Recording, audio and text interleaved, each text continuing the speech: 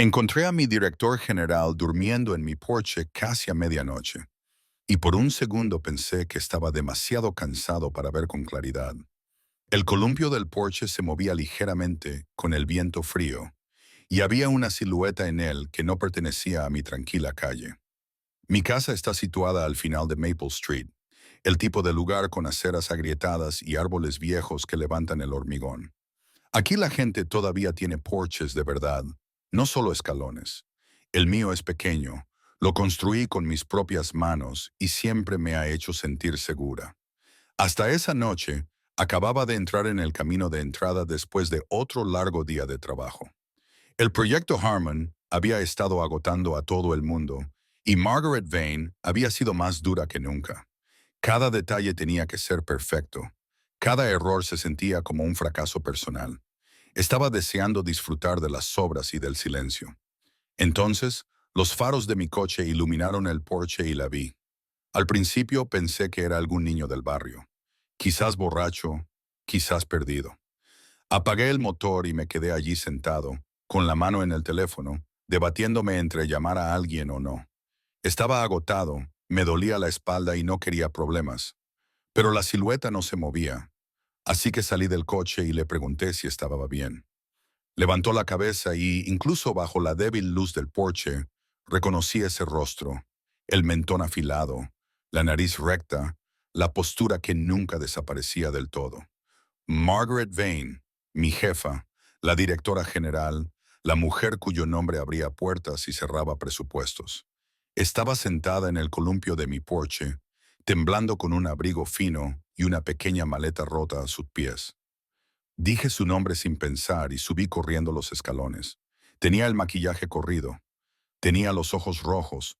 No se parecía en nada a la mujer que dirigía salas de juntas llenas de hombres que le doblaban la edad. Parecía pequeña, parecía asustada. Me agarró la muñeca cuando fui a coger el teléfono. Tenía la mano helada. Me rogó que no llamara a nadie, ni a la policía, ni a asistencia, a nadie. Pronunció mi nombre como si fuera un ancla, como si, al decirlo suficientes veces, no se derrumbara. Le pregunté qué había pasado y se rió de una forma que me oprimió el pecho. Dijo que no podía volver a su ático. Dijo que era demasiado grande para una sola persona. Luego apartó la mirada y me dijo que esa mañana habían cambiado las cerraduras. No le hice más preguntas. Solo abrí la puerta y la mantuve abierta. Vi a Margaret Vane recoger su maleta rota y entrar en mi casa como si no tuviera ningún otro lugar al que ir. Mi salón no tiene nada de especial. Un viejo sofá de IKEA. Una mesa de centro que hice con una puerta. Libros apilados en el suelo porque nunca compré estanterías. Ella se quedó allí de pie, con su abrigo, temblando como si no supiera dónde ponerse. Le dije que se sentara y fui a la cocina a preparar té, aunque no estaba segura de por qué el té me parecía la respuesta adecuada. Mi cocina es pequeña, apenas hay espacio para darse la vuelta. Puse la tetera al fuego y me quedé mirando la pared, tratando de entender cómo mi vida había cambiado tan rápido. Margaret Vane estaba en mi salón, la mujer que vivía en una torre de cristal en el centro de la ciudad, con un portero y un jardín en la azotea. La mujer que nunca esperaba nada ni a nadie. Cuando le llevé el té, tomó la taza con ambas manos y bebió como si necesitara el calor para sobrevivir. Nos sentamos en silencio, con el radiador haciendo ruido, un perro ladrando en algún lugar fuera. Sonidos normales que resultaban extraños con ella sentada allí. Finalmente me dijo que lo había perdido todo, sin dramatismos, sin lágrimas, como si estuviera leyendo un informe. Me habló de su socio, del dinero que había desaparecido, de cómo había utilizado sus propios ahorros para mantener a flote la empresa. Dijo que llevaba semanas durmiendo en la oficina, duchándose en el gimnasio, fingiendo que todo iba bien. Me sentí mal al escucharla. Pensé en todas las mañanas en las que la había visto en su escritorio antes del amanecer y había supuesto que simplemente era muy dedicada. Nunca imaginé que no tenía a dónde ir. Dijo que había diseñado casas toda su vida, pero que no tenía una propia. Miró mi salón como si fuera importante, como si fuera algo poco común. Me dijo que había visto mi porche hacía meses y que había pensado en él más de lo que quería admitir. No sabía qué decir. Así que volví a la cocina y empecé a cocinar con lo que tenía. Huevos, pan, queso. Ella me observaba como si el acto en sí significara algo. Cuando dio el primer bocado, se le llenaron los ojos de lágrimas. Esta vez eran lágrimas silenciosas. Dijo que no recordaba la última vez que alguien había cocinado para ella. Esa noche, cuando le ofrecí mi habitación de invitados, dudó, como si aceptarla pudiera romper su orgullo para siempre, pero se quedó. Y mientras yacía despierta en mi cama más tarde, escuchando cómo la casa se calmaba, supe que nada en mi vida volvería a ser igual después de esto. No dormí mucho esa noche. Me quedé tumbada en la cama, mirando al techo, escuchando los sonidos habituales de la vieja casa. El suave golpeteo de las tuberías, el zumbido del frigorífico, los débiles pasos desde la habitación de invitados cuando Margaret se movía en sueños. Cada sonido me recordaba que ella estaba realmente allí, que no era un sueño, ni una historia que contaría a alguien más tarde. Mi directora general dormía en mi casa. Alrededor de las 3 de la madrugada, renuncié a dormir. Me levanté de la cama y me senté en el pequeño escritorio que había en la esquina de mi habitación. Estaba lleno de bocetos, notas y carpetas que llevaba meses fingiendo no ver. Planes que había estado elaborando en silencio mientras le decía a todo el mundo que solo estaba cansada del trabajo. Abrí la carpeta que había escondido bajo una pila de libros, la que más me asustaba. Había estado planeando dejar Vane Interiors. No solo dejarlo, sino empezar algo por mi cuenta. Una pequeña empresa. Trabajo honesto. Hogares reales para personas reales. Tenía números escritos en los márgenes, nombres de compañeros de clase en los que confiaba, notas de reuniones con un agente de préstamos de las que no le había hablado a nadie. Me parecía arriesgado e imposible, y por eso no lo había compartido con nadie. Y allí sentada en la oscuridad, pensando en Margaret durmiendo en un futón en mi habitación de invitados, algo cambió. Me di cuenta de lo equivocado que estaba mi plan original. Había estado tratando de huir de algo, de sentirme pequeño, de trabajar bajo las órdenes de alguien que me parecía intocable. Pero ahora la había visto quebrarse. Había visto su lado humano. Cuando el cielo empezó a clarear, lo había reescrito todo. Oí que se abría la ducha y sonreí sin querer. Preparé café con los buenos granos que guardaba para los fines de semana. Cuando Margaret entró en la cocina, todavía tenía el pelo húmedo y llevaba puesta mi vieja camiseta como si fuera suya. Parecía más joven, más suave, menos como una armadura y más como una persona que por fin había dejado de cargar con un peso. Nos sentamos a la mesa, con el vapor saliendo de nuestras tazas.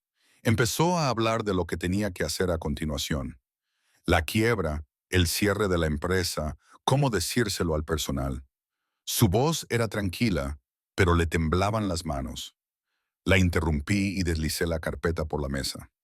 La abrió lentamente, leyendo página por página. Observé cómo cambiaban sus ojos a medida que la idea tomaba forma en su mente. Cuando levantó la vista, había miedo en ellos, pero también algo más, esperanza tal vez, o curiosidad. Le dije que no quería Kellerman Associates. Le dije que quería construir algo que importara.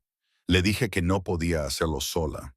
Necesitaba su experiencia, su nombre, su visión. Ella dijo que no podía dejar que tirara mi futuro por la borda por ella. Dijo que estaba arruinada. Dijo que sería una carga. Le dije que se equivocaba.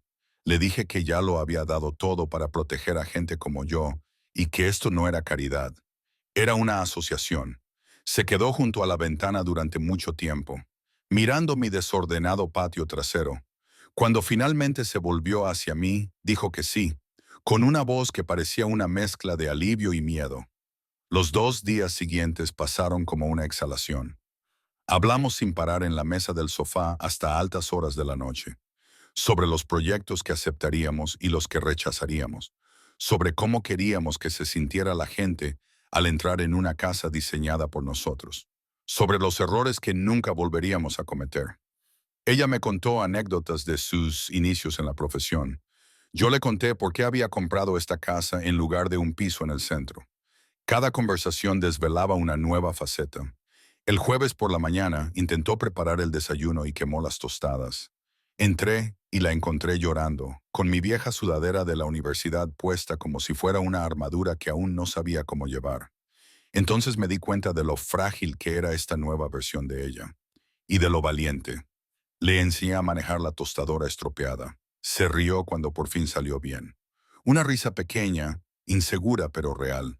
Comimos juntos hablando de la primera propuesta que teníamos que enviar, de la reunión con Mitchell Crane, de lo extraño que era planear un futuro en lugar de esconderse de él. En un momento dado, se inclinó sobre la mesa y me apretó la mano una sola vez. Rápidamente, como si le avergonzara necesitarlo, yo le devolví el apretón. Por primera vez desde que la conocí, Margaret no tenía el control. Y, de alguna manera, eso la acercó a mí más que nunca. No sabía a dónde nos llevaría eso. No sabía si fracasaríamos, pero había una cosa que tenía dolorosamente clara. Ella ya no era solo mi jefa, y yo ya no era solo su empleado. Algo más estaba empezando aquí, en esta pequeña cocina con tostadas quemadas y ropa prestada, y dos personas que habían decidido que ya estaban hartas de fingir. El viernes, la casa ya no parecía solo mía.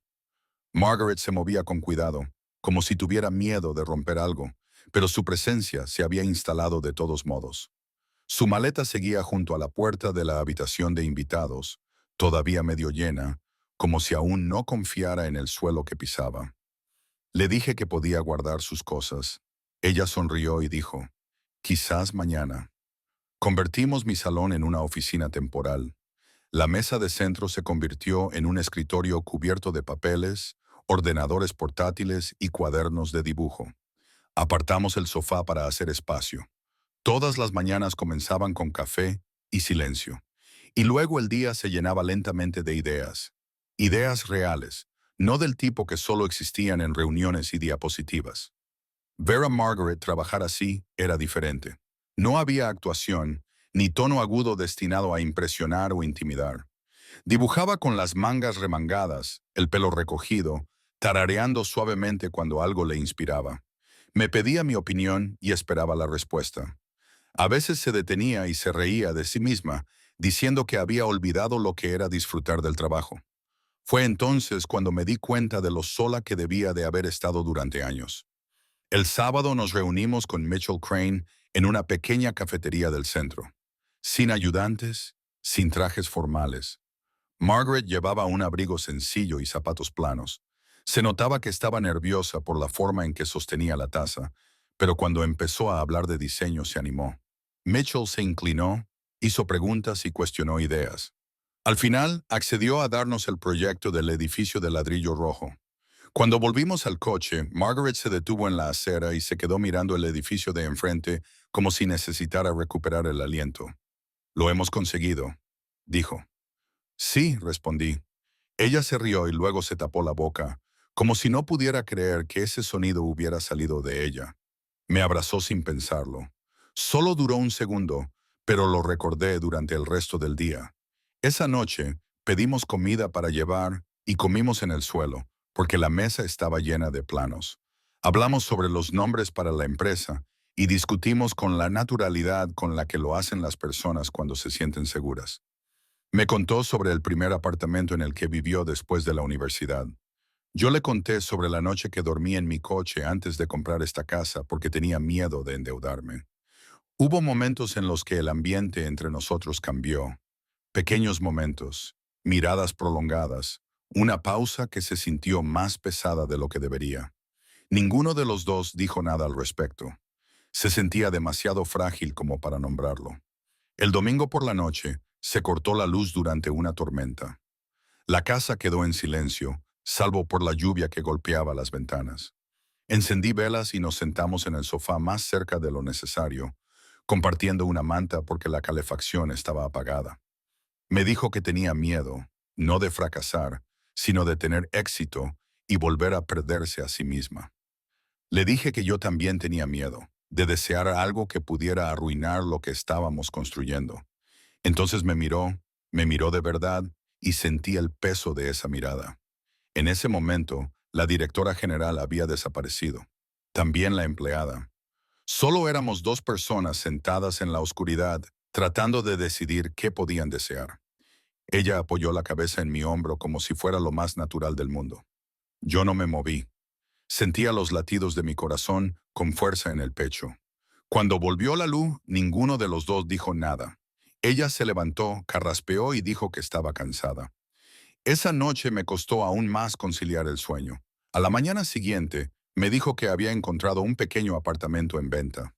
Temporal, dijo, solo hasta que las cosas se estabilizaran. La idea me impactó más de lo que esperaba. Asentí y le dije que tenía sentido, pero la casa se sintió más silenciosa el resto del día, incluso con ella todavía allí. Empecé a preguntarme si esto sería todo lo que habría. Dos personas al borde de algo, demasiado cautelosas para dar un paso adelante. Y no sabía qué me asustaba más, perder la empresa que estábamos construyendo o perderla a ella. No se mudó de inmediato. El anuncio del apartamento permaneció abierto en su ordenador portátil durante días, pero siempre surgía algo. Otra llamada, otro boceto, otra decisión que requería la presencia de ambos. La maleta permaneció junto a la puerta, sin tocar. Dejamos de fingir que era algo temporal. El trabajo se impuso de la mejor manera posible. El proyecto de la casa de piedra rojiza llenó nuestros días y nuestras noches. Discutíamos sobre la ubicación de las escaleras y la luz de las ventanas. Reescribimos los presupuestos. Nos reunimos con contratistas que se sorprendían cuando Margaret aparecía sin asistente y aún más cuando se reía de sus bromas. Esa versión de ella desarmaba a la gente. Confiaban en ella. Yo confiaba en ella. En medio de todo eso, las líneas se difuminaron por completo. Ella empezó a hacer café por las mañanas sin preguntar. Yo empecé a arreglar cosas en la casa sin pensarlo. Caímos en un ritmo que parecía peligroso porque se sentía bien. Demasiado bien. Una noche nos quedamos hasta tarde terminando los planos. La casa estaba en silencio. El único sonido era el rasgueo de los lápices y la suave música que salía de mi teléfono. Ella se inclinó para mirar mi boceto. Su brazo rozó el mío. Ninguno de los dos se apartó. ¿Alguna vez piensas en lo extraño que es esto?, preguntó en voz baja. Todo el tiempo. Ella asintió. Me refiero a nosotros. Miró alrededor de la habitación. Hace una semana ni siquiera tenía llave de este lugar. Y ahora me siento como en casa, dijo antes de poder contenerse. La palabra quedó suspendida entre nosotros. Hogar. Se levantó rápidamente, dijo que estaba cansada y desapareció en la habitación de invitados. Me quedé en el sofá mucho tiempo después de que la música se detuviera, mirando al vacío, sabiendo que no podía seguir fingiendo que no sentía esto. A la mañana siguiente, me dijo que el apartamento ya no estaba. Otra persona lo había cogido. Su voz era neutra, pero sus ojos buscaban mi rostro como si esperara mi reacción. Está bien, dije.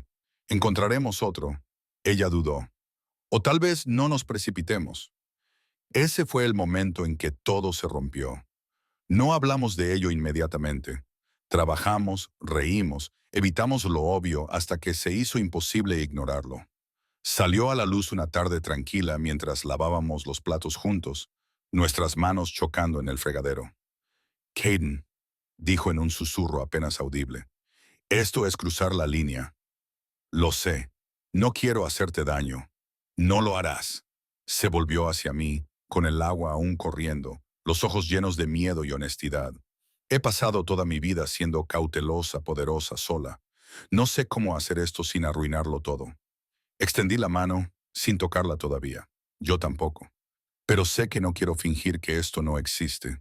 Cerró los ojos por un segundo y luego se inclinó hacia mí, como si hubiera estado manteniéndose erguida durante demasiado tiempo. La rodeé con mis brazos y ella exhaló, un sonido lleno de alivio. El beso fue lento, cuidadoso, como si ambos temiéramos romper algo frágil. Cuando nos separamos, ella apoyó su frente contra la mía y esbozó la sonrisa más pequeña que jamás había visto en su rostro. ¿Así que esto es lo que significa elegir? Ella dijo, sí, lo dije. Creo que sí. Hicimos todo lo demás con la misma lentitud. La empresa creció poco a poco, primero lentamente y luego de forma constante. El proyecto de los edificios de ladrillo rojo dio lugar a otro, y luego a otro.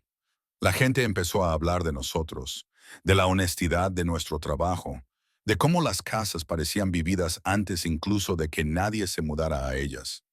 Margaret nunca volvió a un ático. Dijo que no echaba de menos el eco. Se quedó. Por fin deshizo la maleta. La habitación de invitados se convirtió en una oficina de verdad. La mecedora del porche se arregló cuando se rompió una de las cadenas. A veces la veo de pie en el porche por las tardes, con un café en la mano, mirando la calle. Cuando le pregunto en qué está pensando, sonríe y dice que no puede creer que casi se perdiera esto. El ático era realmente demasiado grande para una sola persona. Esta casa no es perfecta. Nosotros tampoco lo somos. Pero es honesta y ahora es nuestra, y eso resultó ser